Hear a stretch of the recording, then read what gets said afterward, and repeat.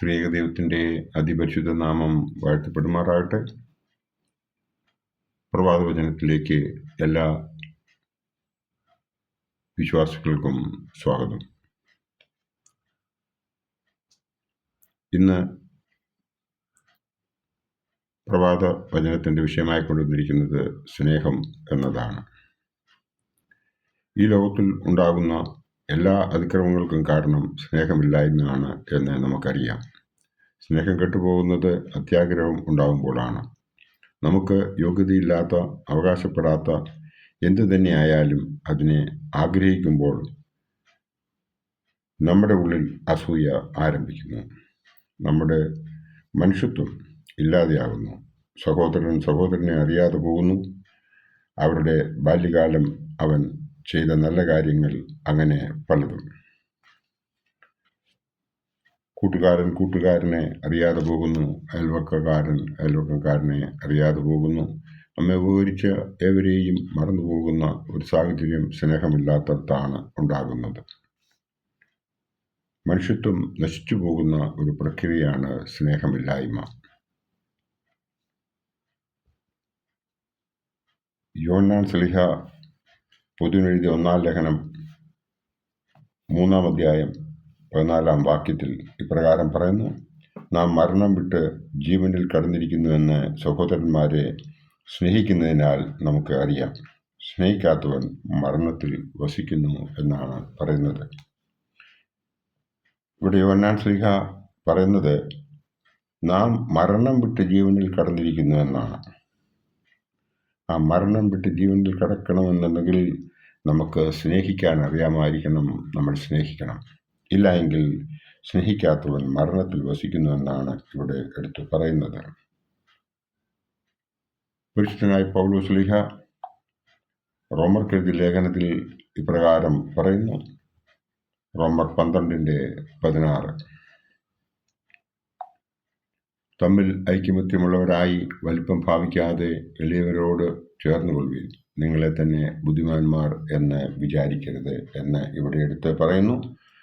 ഇവിടെ പൗലോസ് ശ്ലീഹ നമ്മളോട് പറയുന്നത് ഐക്യമത്യമുള്ളവരായി വലിപ്പം ഭാവിക്കാതെ എളിയവരോട് ചേർന്നുകൊള്ളുവിൻ എന്നാണ്. അതായത് സ്നേഹമുണ്ടെങ്കിൽ മാത്രമേ ഇത് നമുക്ക് ചെയ്യുവാൻ സാധിക്കുകയുള്ളൂ എന്നാണ് ഇവിടെ പൗലോസ് ശ്ലീഹ നമ്മെ ഉദ്ബോധിപ്പിക്കുന്നത്.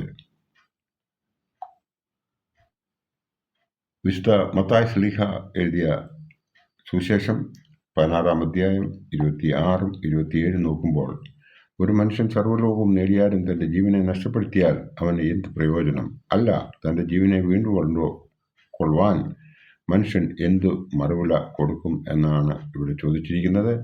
മനുഷ്യപുത്രൻ തൻ്റെ പിതാവിൻ്റെ മഹത്വത്തിൽ തൻ്റെ ദൂതന്മാരുമായി വരും. അപ്പോൾ അവൻ ഓരോരുത്തരും അവനവൻ്റെ പ്രവൃത്തിക്ക് തക്കവണ്ണം പകരം നൽകും. ഇവിടെ മത്തായി ശ്ലീഹ എടുത്തു പറഞ്ഞിരിക്കുന്ന ഭാഗം എന്ന് പറയുന്നത്, മനുഷ്യൻ സർവ്വലോകവും നേടിയിട്ടും തൻ്റെ ജീവനെ നഷ്ടപ്പെടുത്തിയാൽ അവന് എന്ത് പ്രയോജനമെന്നാണ് ചോദിച്ചിരിക്കുന്നത്.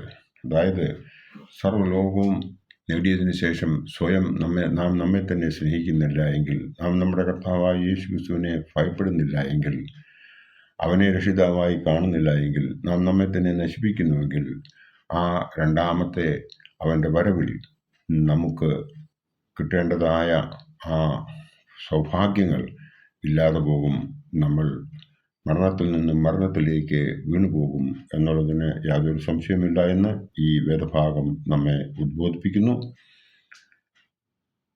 ആയതിനാൽ എപ്പോഴും നമ്മൾ സ്നേഹമുള്ളവർ ആയിരിക്കണം എന്നാണ് ഇവിടെ പറയുന്നത്. സദൃശവാക്യം 17-ാം അധ്യായം 17-ാം വാക്യത്തിൽ പ്രകാരം പറയുന്നു: സ്നേഹിതൻ എല്ലാ കാലത്തും സ്നേഹിക്കുന്നു, അനർത്ഥകാലത്ത് അവൻ സഹോദരനായിത്തീരുന്നു എന്നാണ്. അതായത് നമ്മൾ സ്നേഹമുള്ളവരായിരുന്നെങ്കിൽ മാത്രമേ ഇതൊക്കെയും നമുക്ക് സാധിക്കത്തുള്ളൂ. ഈ സ്നേഹം നമ്മളിൽ നിലനിൽക്കണമെന്നുണ്ട് എങ്കിൽ നാം മനസ്സിലാക്കേണ്ടതായ ഒരു കാര്യമെന്ന് പറയുന്നത്, ഗലാത്യർ 5-ാം അധ്യായം 22-23 ആദ്യ ഭാഗവും കാണുമ്പോൾ അതിൽ നമ്മൾ ആത്മാവിൻ്റെ ഫലങ്ങളാണ് കാണുന്നത്. സ്നേഹം, സന്തോഷം, സമാധാനം, ദീർഘക്ഷമ, ദയ, പരോപകാരം, വിശ്വസ്തത, സൗമ്യത, ഇന്ദ്രിയജയം. ഈ 9 കാര്യങ്ങൾ ഒന്നിനോടൊന്ന് കണക്റ്റഡ് ആണ് എന്ന് നമുക്കറിയാം. സ്നേഹമുള്ളിടത്തെ സന്തോഷമുണ്ടാകുള്ളൂ. സ്നേഹവും സന്തോഷമുള്ളിടത്ത് മാത്രമേ സമാധാനമുണ്ടാകുകയുള്ളൂ. സ്നേഹവും സന്തോഷവും സമാധാനമുള്ളിടത്ത് ദീർഘക്ഷമ ഉണ്ടാകുകയുള്ളൂ. ദീർഘക്ഷമയുള്ളിടത്ത് മാത്രമേ ദയ ഉണ്ടാകുകയുള്ളൂ. ദീർഘസമയം ദയമുള്ളിടത്ത് മാത്രമേ പരോപകാരം ചെയ്യുവാൻ സാധിക്കുകയുള്ളൂ. ഈ 6 കാര്യങ്ങൾ ആരുടെ ഉള്ളിലുണ്ടോ അവർക്ക് മാത്രമേ വിശ്വസ്തരായിട്ട് പ്രവർത്തിക്കാൻ പറ്റുകയുള്ളൂ. അവർക്ക് മാത്രമേ സൗമ്യരായിട്ടിരിക്കുവാൻ സാധിക്കുകയുള്ളൂ. 8 ഗുണങ്ങൾ ആരുടെ ഉള്ളിലുണ്ടോ അവർക്ക് മാത്രമേ ഇന്ദ്രിയ ജയം പ്രാപിക്കുവാൻ സാധിക്കുകയുള്ളൂ എന്നാണ് ഇവിടെ പറയുന്നത്. അതായത് ഈ ലോകത്തിൽ ഏറ്റവും ഇമ്പോർട്ടൻ്റ് എന്ന് പറയുന്നത് സ്നേഹമാണ്. പരിശുദ്ധനായ പൗലോസ് ശ്ലീഹ കൊരിന്ത്യർക്ക് എഴുതിയ ലേഖനം 13-ാം അധ്യായത്തിൽ 13 വാക്യങ്ങളുണ്ട്. അത് വായിക്കുമ്പോൾ സ്നേഹത്തിൻ്റെ ഡെഫിനിഷൻ നമുക്ക് മനസ്സിലാകും. അതിനായി ദൈവം നമ്മളെ എല്ലാവരെയും അനുഗ്രഹിക്കട്ടെ എന്ന് മാത്രം ഈ അവസരത്തിൽ ഓർപ്പിച്ചുകൊണ്ട് എൻ്റെ ഈ വാക്കുകളിൽ നിന്നും ഞാൻ വിരമിക്കുന്നു. ദൈവം നമ്മളെ എല്ലാവരെയും അനുഗ്രഹിക്കട്ടെ.